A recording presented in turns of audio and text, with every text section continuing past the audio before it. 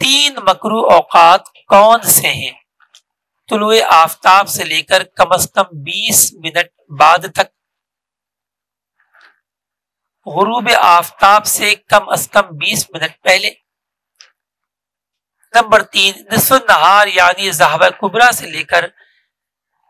زوال آفتاب یعنی سورج کے ڈھلنے تک،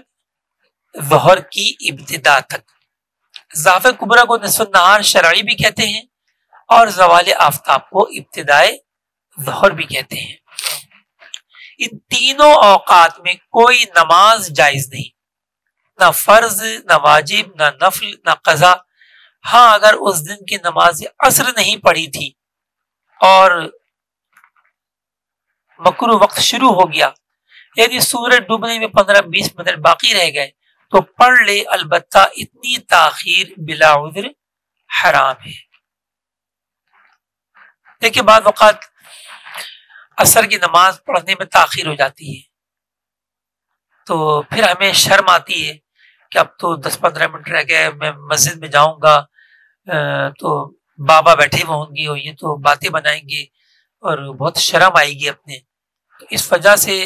نمازوں کو قضا نہیں کیا جا سکتا۔ جو باتیں بنائیں گے ان کو چاہیے باتیں نہ بنائیں، کیونکہ ہمیں کسی کے بارے میں نہیں معلوم کہ اس نے قصداً تاخیر کی یا کوئی شرعی عذر تھا، لہذا ان کو باتیں بھی نہیں بنانا چاہیے،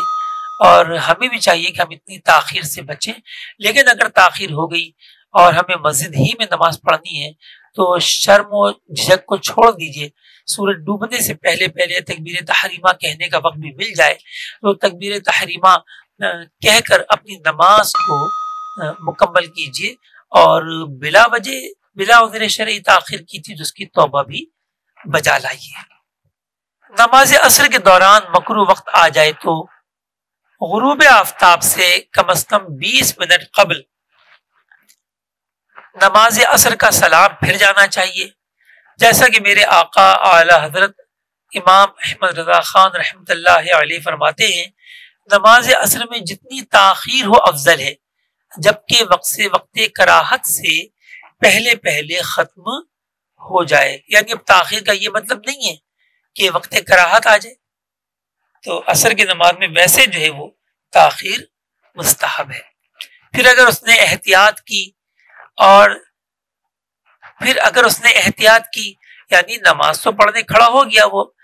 وقت مناسب پر، اور نماز میں تطویل کی یعنی طول دیا، اسے لمبا کر دیا کہ وقت کراہت وسط نماز یعنی دوران نماز آ گیا، جب بھی اس پر اعتراض نہیں۔ ٹھیک ہے، اعتراض اس پر ہے کہ جس نے مکروہ وقت شروع ہونے کے بعد جب سورج کا رنگ زرد پڑ گیا، اس کا رنگ پھیکا پڑ گیا، اس پہ نگاہ بلا تکلف جمنے لگی، اس کے بعد کسی نے نماز شروع کی تو اس پر کراہت ہے، اعتراض ہے، اور جس نے شروع پہلے کر دی تھی اور بعد میں وقت کراہت آ گیا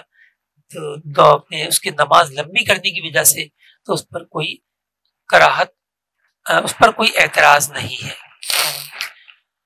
رات کے آخری حصے میں سونا کیسا؟ نماز کا وقت داخل ہونے کے بعد سو گیا، پھر وقت نکل گیا اور نماز قضا ہو گئی تو قطعاً گنہگار ہوا۔ وہ جو ہم نے پہلے مسئلہ پڑھا تھا کہ جس کی سوتے میں نماز نکل گئی وہ گنہگار نہیں ہے، جب اپنے جو ہے جاگے تو نماز پڑھ لے۔ تو یہاں اس کی وضاحت آ رہی ہے کہ اگر کوئی وقت شروع ہونے کے بعد سویا اور نماز قضا ہو گئی تو پھر وہ قطعاً گنہگار ہوگا، جبکہ جاگنے پر صحیح اعتماد یا جگانے والا موجود نہ ہو، جبکہ بلکہ فجر میں دخول وقت سے پہلے بھی سونے کی اجازت نہیں، یعنی سحری کا وقت ہے، فجر کا وقت ابھی شروع نہیں ہوا ہے، رات کا اکثر حصہ گزر چکا ہے اور اب اسے سونے کی اجازت نہیں، جبکہ اکثر حصہ رات کا جاگنے میں گزرا اور غالب گمان یہ ہے کہ اب سو گیا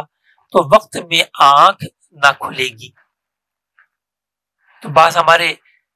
عاشقان رسول ایسا کرتے ہیں کہ محافل نعت میں یا دیگر تقریبات شادی بیاہ وغیرہ سے جب واپس آتے ہیں تو ایسا وقت ہو رہا ہوتا ہے کہ اب آدھا گھنٹہ باقی بچا ہے فجر کا وقت شروع ہونے میں، اور ان کا گمان بھی ہوتا ہے کہ اب سوئے تو تھکے ہوئے بھی ہیں اور رات بھی جاگتے ہوئے گزری ہے تو آنکھ نہیں کھلے گی، تو اگر کوئی صحیح ان کے پاس انتظام موجود ہے تو پھر ٹھیک ہے، کوئی جگانے والا ہے اس کو کہہ دیا، یا پھر وہ اس حالت میں بھی الارم کی آواز پر اٹھ جاتے ہیں تو ایک الگ بات ہے، ورنہ ان کو سونے کی اجازت نہیں ہے، انہیں چاہیے کہ وہ فجر کا وقت شروع ہونے کا انتظار کریں اور فجر کی نماز پڑھ کر ہی آرام کریں۔